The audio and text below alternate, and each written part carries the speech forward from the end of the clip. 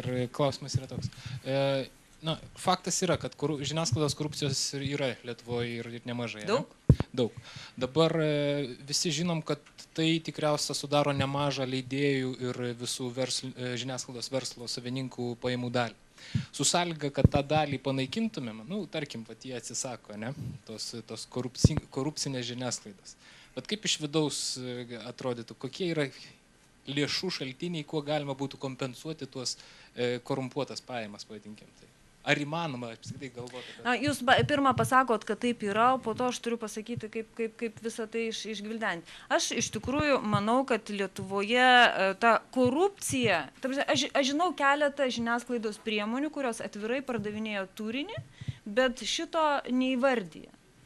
Žinių radijas labai pardavinėjo turinį, bet tai viskas vyksta, pavyzdžiui, nors laikomas vieno iš objektyviausių ir jie skelbėsi, kad verslininkai mus laiko objektyviausia ten ir greičiausia, o pardavinėja turinį tvarkingai, nuolat.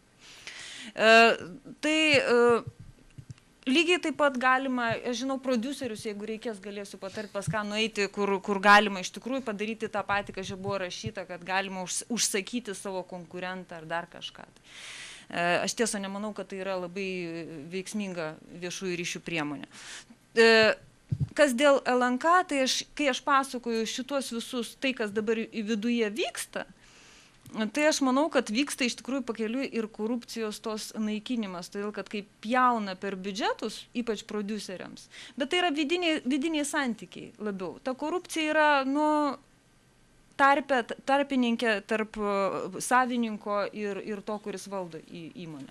Tai vat, nyksta, jos, čia sakau, man dėl to ir šiek tiek pikta, vat jūs ištyrėt TV3, o ką jūs nežinojat, kad švedams priklausanti įmonė. Didžiulis korupcijos skandalas buvo tylus prieš metus ir dėl to daug prodiuserių, kurie įkliuvę, buvo perbėgo į kitas kompanijas. Dėl ko Valinskas išėjo, ačiū jiems visiems. Bet tai vidinis ten tyrimas. Bet ten yra vidiniai tyrimai, bet tai nėra išoriškai pardavinėjimas kažkam, tai yra tiesiog patekimo į eterį, kova dėl eterio. Dabar, ar yra visai kitaip, pavyzdžiui, Prunskienė visą laiką eina per reklamos skyrių. Aš žinau paprastus dalykus, kaip tiesiog žinios, mes sugalvojom, kaip reikėtų išviešinti tą visą reikalą, kai jos tas interviu atsirado. Buvo paprastas dalykas padarytas, tiesiog žinios paskambino ponė Prunskienė, kai iki eterio buvo likę valanda. Ir jinai jau, kažkaip tai, jau niekaip negalėjo. Aš nemanau, kad būtų paveikę labai greitai, bet nes, kažkiek tai, bet mes iš tikrųjų, kad nepavadintų, kad Landsbergis nupirko, mes tą medžiagą nors pirmieji turėjom, tai bet panaudojom išsamei po rinkimų jau visą šitą. Bet prieš tai mes labai sėkmingai paskelbėm jos pasižadėjimą ir, ta prasme, dar smarkiai iki rinkimų, kad ten nebūtų kokių nors insinuacijų ir sakymo, kad čia mes kažkur tai yra visas tas vyksta. Ir aš nemanau, kad, kaip čia korupcinės pajamos. Aš manau, kad ir mūsų oligarchai perka žiniasklaidą dėl labai primityvios priežasties. Vienas dalykas tai yra iš tikrųjų, jeigu tai yra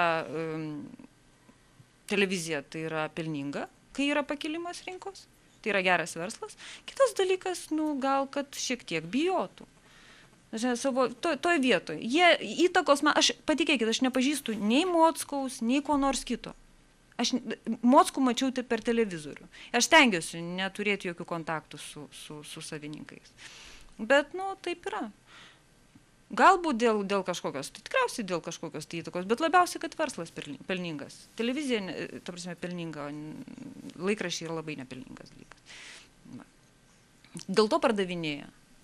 Dėl to, kad yra iš tikrųjų didžiulė konkurencija, kad visi nori turėti po laikraštį. Dėl to rinko, čia visai apie kitus dalykus reikia šnekėti, apie nuobodesnius. Čia nėra čia nėra ten tų banditinių santykių, tiesiog yra labai konkurencinga rinka. Ir dėl to reikia mažinti kaštus, reikia kažką taip jauti, ir taip pasidaro. O nusipirkti žurnalistą Lietuvoje iš tikrųjų yra sunku. O tai, kas jūs matėte, ten Eurovaistinės ir visa kita, tai jau reikia būti visiškų idiotų, kad perskaičius tą straipsnį nesupras, kad tai yra reklama. Ne, nu tai ten tokių žmonių nedirba. Nu, žaidžia šitos žaidimus, bet patikėkit iš bado. O vat štai, kai nacionalinis transliuotojas užsima lygiai tuo pačiu, tai kažkaip tai į Transparency International tinklą ir akiplotį, tai kažkaip nepatenka. Nors... Iš Lietuvos televizijos? Pavyzdžiui, reklaminės laidos, bėdų turgus.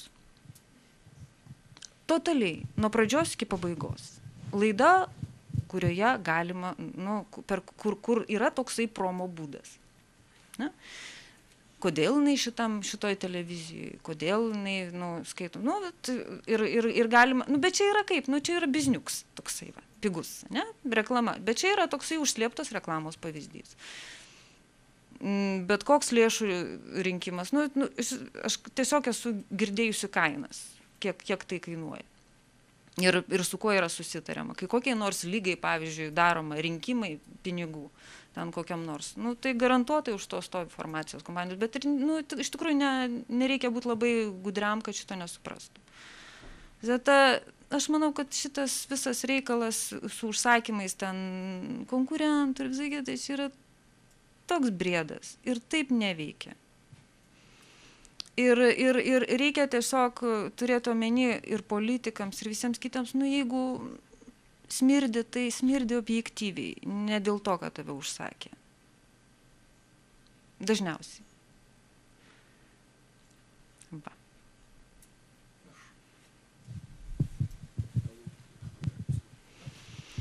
Man tiesiog labai įdomu, jeigu neveikia, tai kodėl daro? Nu, kodėl, va, pavyzdžiui, jums davė pinigų tie, kurie ten užsakė tos pačias saugomų teritorijų tarnybą? Nu, todėl, kad mano, kad veikia. Ne, palaukit, ten aš vis dar bandau suprasti, apie kokį tyrimą jūs kalbate, bet iš tikrųjų Lietuvos korupcijos žemėlapis rodo, kad verslininkai mano, kad teritorijų planavimas yra viena korumpuočiausių procedūrų. Ai, nu tai bet ne tarnybos, bet yra buvo, kad tarnybos buvo, buvo išskirtos tarnybos, buvo išskirtos tarnybos ir būtent tada prasidėjo, čia buvo toksai tyrimuks mažas, kuris labai gerai paveikė, bet čia paveikė, pavyzdžiui, panaudojo šitą... Man pačiam būtų labai įdomu suprasti, nes iš tikrųjų, na... Taip, tai šaunu.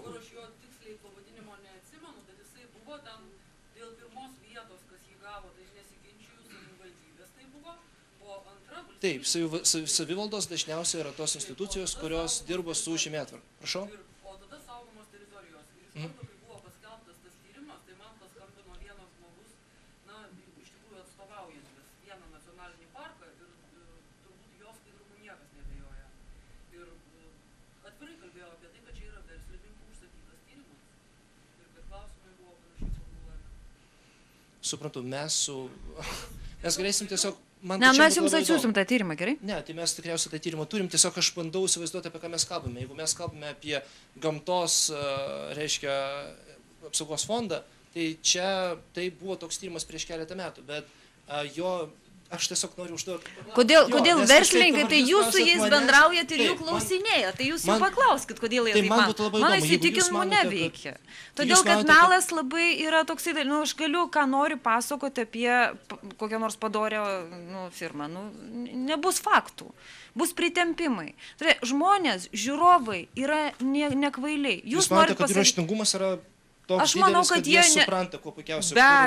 Be abejo. Tai jeigu jie supranta, tai kokia problema, nu, tada pavyzdžiui, iš vis jeigu aš jums sakau, kad jūs man nepatinkat ne dėl to, kad jūs blogai daro tyrimus, bet dėl to, kad, pavyzdžiui, jūs va šitaip sėdite, ne? Aš pradedu kabinėtis, kaip tuo atveju, va čia buvo sakoma, ne taip marškiniai, nu, kreivas šlipsas, ne vėliava nešvari. Bet tu pasitaisai, tada ir atsisėdi, va taip, kaip patinka žmogui. Ir tiek, tai čia tada iš vis jokių pastangų nereikia. Bet aš suprantu, kad visa polemika ir diskusija kyla būtent dėl to, kad atrodo, bent jau susidaro įspūdis, kad tikrai tai reikalautų milžiniškų pastangų. Pavyzdžiui, kodėl mes naudojam Teisingumo ministeriją?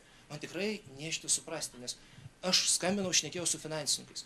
Tai yra 5 minučių darbas paskelbti visą informaciją internete. Tai yra tiesiog noro reikalas. Jūs čia kalbėjote, kad vieši pirkimai yra milijonai, tai yra milijardai. Taip, tai yra 13,5 milijardai, 8,5. Palaukit, o nuo BVP tai išeitų kiek? Apie 40, mes 50%. 50%. Tai, o kas jums išleis šito informacijai?